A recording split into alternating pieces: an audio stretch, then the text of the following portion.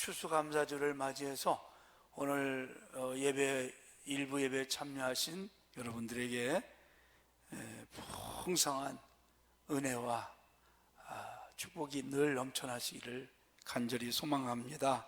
서로 인사 한번 축복하면서는 시간을 가질까요? 사랑하고 축복합니다. 앞뒷분하고도 한번 사랑하고 축복합니다. 네, 1년 내내 이렇게 풍성하고 그리고 늘 감사하는 삶을 살아갈 수 있으면 얼마나 좋을까. 성경에서도 그렇게 하라고 우리에게 권면하죠. 범사에 감사하라. 이것이 하나님의 뜻이라고 말하고 있습니다. 이스라엘에는 세계에서 유일하게 성경이라는 책을 주셔서 아주 그 복을 받은 나라 중에 하나입니다. 그 성경 다음으로 유명한 또 책이 하나 있죠. 지혜의 책인 탈무드. 이 탈무드에 보면 이 세상에서 가장 지혜로운 사람이 누구인가? 바로 늘 어떤 상황에서도 배우는 사람이 지혜로운 사람이겠습니다. 그러면 누가 제일 강한 사람이냐? 자신과의 싸움에서 이기는 자가 강한 사람이겠습니다. 그럼 누가 제일 행복한 사람이냐? 지금 이대로 이 상황에서도 감사하는 사람. 좋은 일만 있을 때 감사하는 것이 아니라 나에게 불행이 오고 어려움이 와도 실패해도 감사하는 사람이 제일 행복한 사람이라고 말을 했습니다. 인도의 시성 타고르라는 사람은 감사의 분량이 곧 행복의 분량이다라고 말할 정도로 이 감사가 우리 삶에서 얼마나 중요한가를 알려주고 있죠. 그렇습니다. 사람은 감사한 만큼 행복합니다. 그래서 감사는 행복의 보증수표다라고 말을 하죠. 행복은 어떤 소유나 또 부유함 이런 것에 달려 있지 않습니다. 아무리 지식과 명예와 권세와 인기가 높아도 그 사람이 감사가 없다면 진정한 행복이 아니죠. 우리가 자주 보는 그 사건 중에 하늘을 찌르듯 듯한 그런 인기인들, 높은 권력을 가진 사람, 부자가 갑자기 인생을 포기하는 걸 우리는 자주 봅니다. 감사하는 삶을 평소에 살지 못하기 때문에 어떤 어려움이 오니까 그냥 인생을 포기하는 그런 경우를 우리가 많이 볼 수 있지 않습니까? 그래서 가장 행복한 사람은 어떤 상황에서도 감사하는 사람이라고 할 수 있습니다. 일본에 가면 내셔널이라는 세계적인 글로벌 기업이 있습니다. 이 내셔널을 창설한 마쓰시다 고노스케라는 사람은 어릴 때 집안이 몰락해서 초등학교 4학년을 중퇴하고 그때부터 객지 생활을 하는 겁니다. 14살에 시작을 하는데 자전거부 점원으로 시작을 해서 성실하게 그가 일을 한 결과 나중에 530개의 기업과 13만 명의 직원을 둔 대기업 총수가 되었다는 것입니다. 그래서 물어봤답니다. 어떻게 그렇게 가난하고 배운 거 없고 연약한 사람이 이런 위대한 일을 할 수 있었습니까? 라고 했더니 그가 3가지 나에게는 부족한 것이 있었기 때문에 이렇게 내가 성공할 수 있었습니다. 가난, 허약한 몸, 못 배운 것, 이것들을 불평의 조건으로 삼지 않고 오히려 감사의 조건으로 받아들였다는 것입니다. 가난했기 때문에 그는 열심히 일을 하고 노력을 했답니다. 몸이 약했기 때문에 건강관리를 철저하게 했다는 것이죠. 배우지 못했기 때문에 모든 사람들을 스승으로 생각하고 항상 배우는 노력을 했더니 이렇게 큰 일을 이룰 수가 있었다고 그런 고백을 하더라는 것입니다. 우리는 이 세 가지 중에 한 가지만 부족해도 사실 감사가 잘 나오지 않고 불평하고 원망이 나올 수 있습니다. 그런데 세계적인 부들을 가만히 보니까 그들은 배운 것이 별로 없었습니다. 그런 중에도 그들은 그 어려움 속에서 오히려 그 불행의 그것을 기회로 삼아가지고 그것을 행복으로 만들고 성공으로 만드는 사람들이 굉장히 많았다는 것이죠. 그렇습니다. 성도 여러분, 우리가 어떤 상황에서도 감사하면 감사에는 능력이 있고 감사는 기적을 일으키고 감사는 우리 인생을 최고의 행복으로 만들 수 있습니다. 사실 오늘까지 온 것, 지금까지 지내온 것 보면 다 감사할 일입니다. 오늘은 특별히 추수감사절을 우리가 지키는데 한 번 더 한 해 동안을 생각하면서 혹시 감사하지 못한 게 있다면 감사는 그런 날로 정해서 우리를 이렇게 인도하신 하나님을 찬양하며 감사하는 특별한 날을 만드신 것입니다. 여러분이 잘 아시겠지만 추수감사절은 1620년 102명의 그 청교도들이 영국에서의 그 신앙의 핍박을 받아서 마음껏 하나님을 경배하고 감사할 수 있는 그런 기회를 만들고자 자기 조국과 가정을 떠나서 메이플라워를 타고 아메리카 대륙에 가지 않습니까?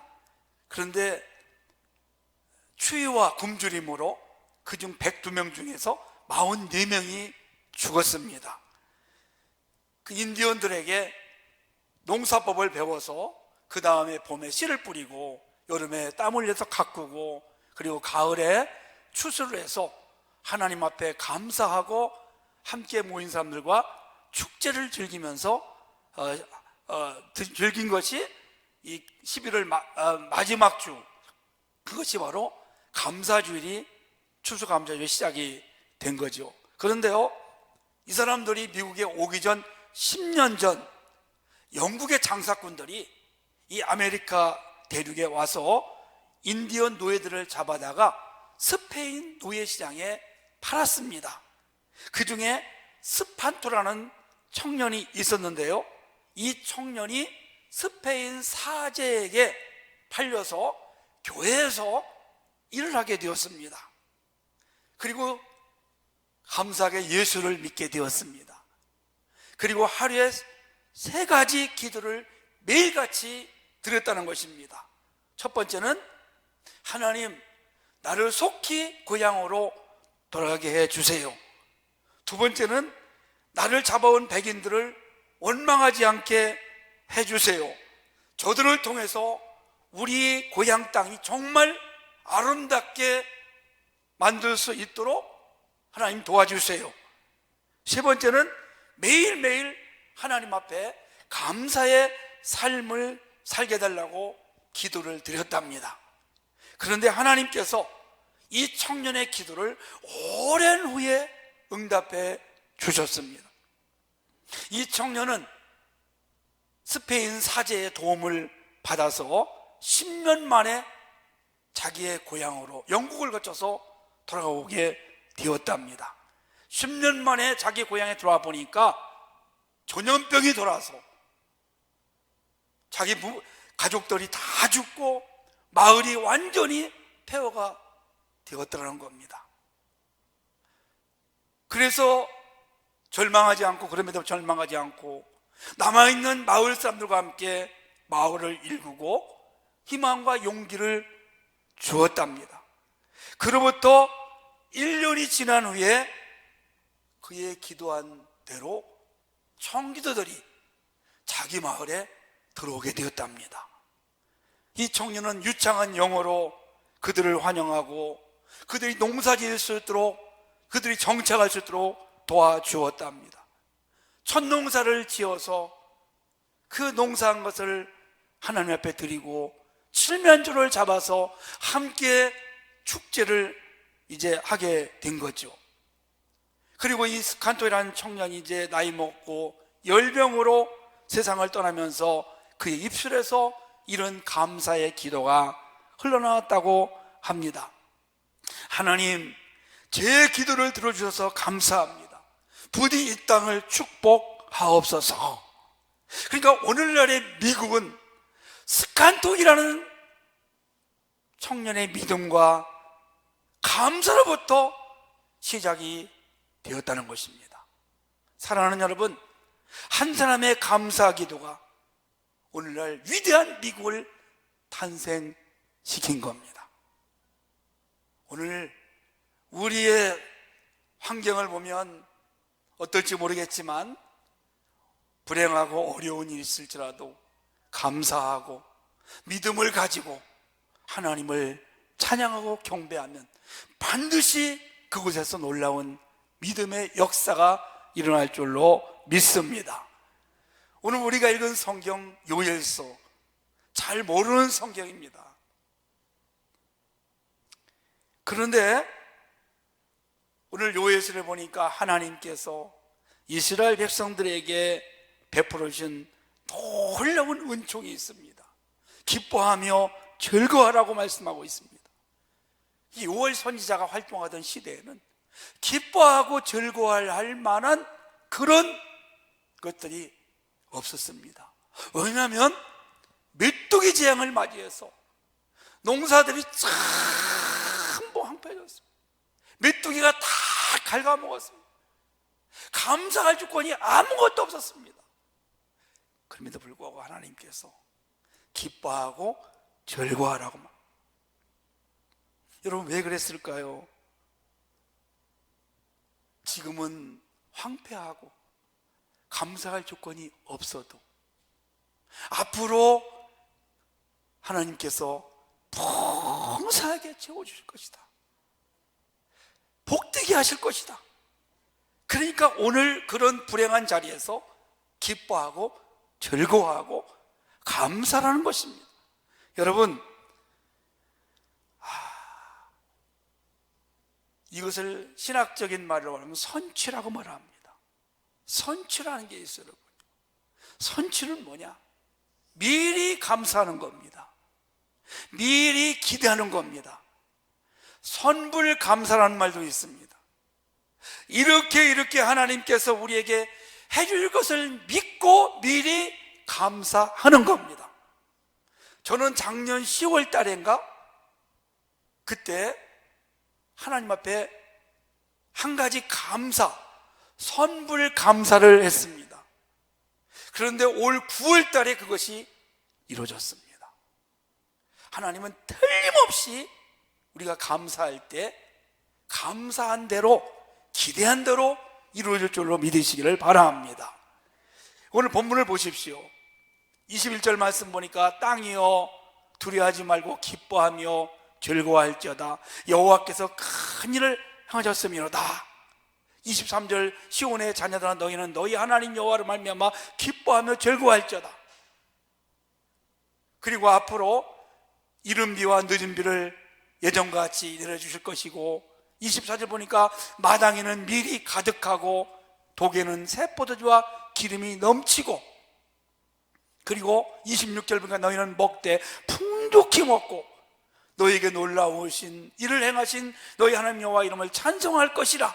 그리고 백성들이 수치를 당하지 않을 것이라고 말하고 있습니다. 근데 여러분 지금 1장 4절을 보니까요, 팥중이가 남긴 것을 메뚜기가 먹고 메뚜기가 남긴 것을 느치가 먹고 느치가 남긴 것을 황충이 먹었도다. 여러분 이게 뭘 아무것도 없습니다. 지금 감사할 조건이 없습니다. 먹을 것이 없는데 어떻게 우리가 감사를 할 수 있습니까? 내가 빈궁한데 어떻게 감사가 나옵니까? 그래도 감사하고 기뻐하고 여호와로 인해서 즐거워하라는 것입니다. 그리하면 이와 같이 풍성하게 하나님이 채워 주시겠다는 것입니다.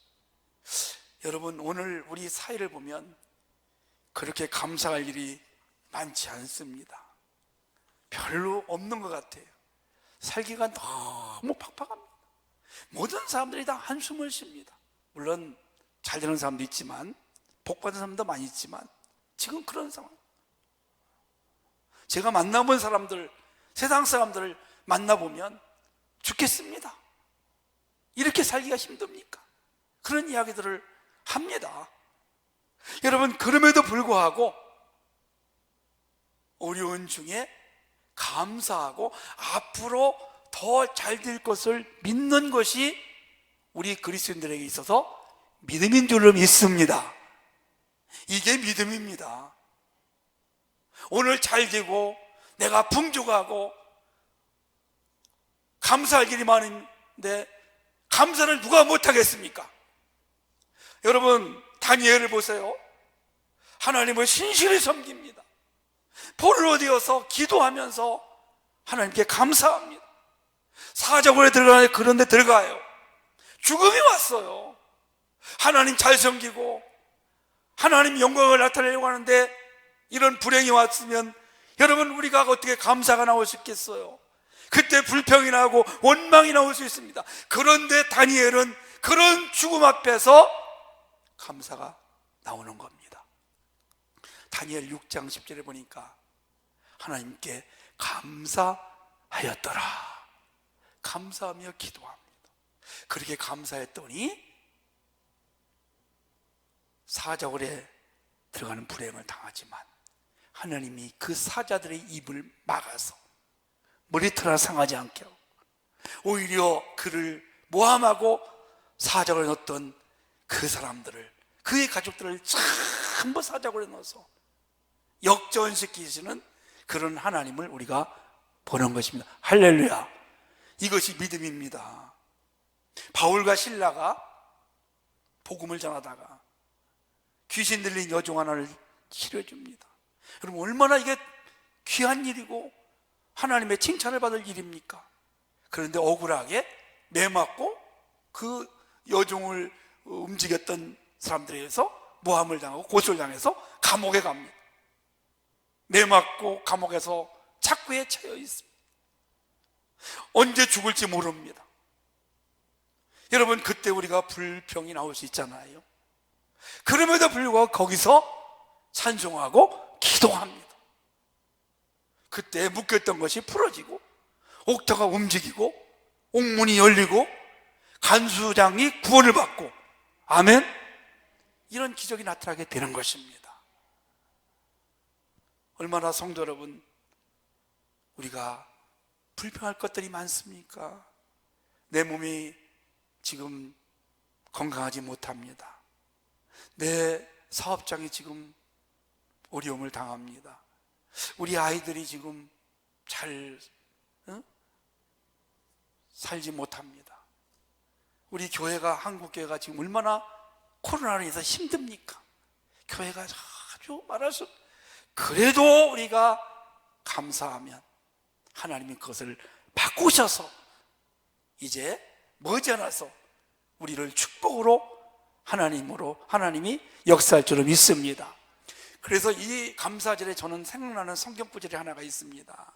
히브리서 11장 1절 말씀 보니까 믿음은 바라는 것들의 실상이요 보지 못하는 것들의 증거라. 지금은 내가 손에 잡히지 않고 가진 것이 없어도, 지금 내 환경을 보면 더 안 될 것 같아도 믿음을 가지고 미래를 바라보면 이렇게 할 것이다 하고 우리가 기대하면 하나님이 그렇게 해줄 거라고 우리는 확신을 가져야 됩니다.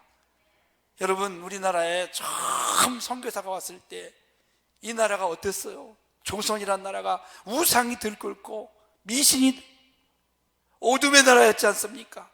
그때 토마스 선교사가 대동강변에서 순교를 당하면서 이 히브리서 11장 1절 말씀을 선포한 겁니다. 앞으로 조선은 하나님의 나라가 될 것이고 하나님의 큰 복을 받을 것입니다.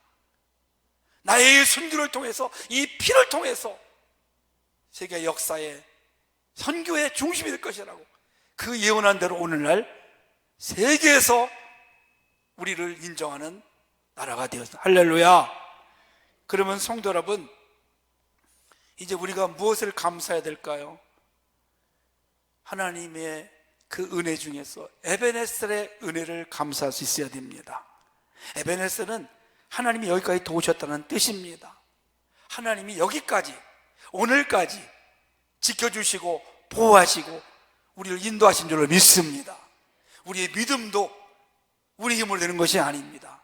하나님이 도와주셨기 때문에 내가 믿음을 가지고 오늘 이 자리에서 여호와를 찬양하는 줄로 믿으시기를 바랍니다. 하나님이 없이는 아무것도 할 수 없습니다. 여러분, 우리가 건강을 지킬 때에도 약 좋은 거 먹고 운동 열심히 하고 그렇게 한다고 우리가 건강이 지켜집니까?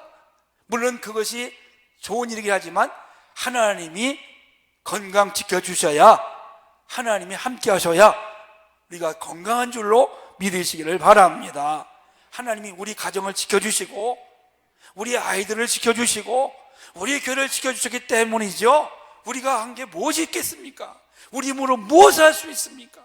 다 여기까지 도우신 것은, 오늘까지 온 것은 에베네셀의 하나님의 은혜인 줄로 믿습니다. 두 번째는 임마누엘의, 우리 하나님을 감사하시기를 원합니다.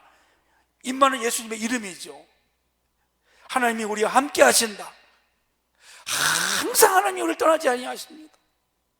어디를 가거나 강을 건널 때나 산을 걸 때나 불을 건널 때나 위기 속에서도 하나님은 저와 여러분과 함께 하실 줄로 믿습니다. 다윗이 시편 23편에서 사망의 음침한 골짜기를 다닐지라도 그가 두려워하지 않았어요. 왜? 주의 지팡이가 막대가 나를 안위하셨다. 그와 함께 하신 줄로 믿습니다. 그래서 두려워하잖아요. 그래서 이렇게 고백을 합니다. 내가 사망의 음침한 골짜기를 다닐지라도 해를 두려워하지 않을 것은 주께서 나와 함께 하심이라. 아멘. 그렇게 큰 위기를 많이 맞이했어도 다윗은 두려워하지 않아요. 편안히 잠을 자는 사람이었습니다. 왜? 우리를 떠나지 아니하시고 버리지 아니하시는 하나님이 함께 하시기 때문입니다. 다윗과 함께 했던 하나님이 오늘 저와 여러분과 함께 하십니다. 성령님이 저와 여러분의 곁에 계신 줄 믿습니다. 그분이 보혜사로 우리를 돌봐주시고 우리를 지켜주시고 우리를 인도하실 줄로 믿으시기를 바랍니다. 세 번째는 여호와 이레의 은혜입니다. 하나님이 준비하셨다. 저는 목회를 하면서 어쩜 그렇게 하나님께서 기가 막히게 때마다 일마다 예비하시고 도와주시는지 참 너무나 감사하고 죄송하기도 하고, 저는 그렇습니다. 항상 하나님이 어쩜 그렇게 미리 하시고 예비하시는지. 여러분, 여호와 이레 그 하나님, 예비하시는 하나님, 준비하시는 하나님, 우리의 쓸 것과 있어야 할 것들 어쩜 그렇게 아시고 그렇게 예비하시는 그 하나님을 감사하고 찬양하는 여러분 되시기를 주의 이름으로 축복합니다. 오늘 성도 여러분, 요엘서를 보면 감사할 게 없어요. 곡시간도 없습니다. 그래도 기뻐하고 즐거워해요. 왜 그랬을까요? 앞으로 하나님이 기뻐하고 즐거워할 일들을 많이 주실 것이니까. 그리고 너희가 수치를 당하지 않고, 그리고 밀과 포도주와 기름이 풍성하게 될 것이라는 그런 기대를 하면서 감사하라는 것입니다. 몸이 약하신 분이 계십니까? 건강할 것을 기대하시고 감사하시기를 원합니다. 지금 물질이 어려움이 있습니까? 앞으로 풍성히 줄 것을 기대하고 감사하고 즐거워하시기를 원합니다.